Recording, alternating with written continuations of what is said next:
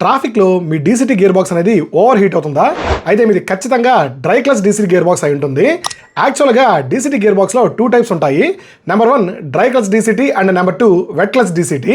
వీటి మధ్య key difference ఏంటో ఫటాఫట్ చూసేద్దాం. వెట్ క్లచ్లో ఆయిల్ కూల్డ్ అవ్వడం వల్ల ఇది ఓవర్ హీట్ అవ్వకుండా ఆయిల్ బ్యాలెన్స్ చేస్తుంది.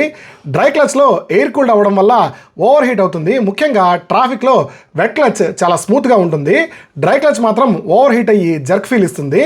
వెట్ క్లచ్ అనేది హై టార్క్ని ఈజీగా హ్యాండిల్ చేస్తుంది. డ్రై క్లచ్ మాత్రం మోడరేట్గా హ్యాండిల్ చేస్తుంది. వెట్ క్లచ్లో ఆయిల్ డ్రాగ్ వల్ల రెస్పాన్స్ తక్కువగా అండ్ ఫ్యూయల్ ఎఫిషియన్సీ కూడా తక్కువగా ఉంటుంది. వేరాస్ డ్రై క్లచ్లో fuel efficiency and response slightly బెటర్గా ఉంటాయి.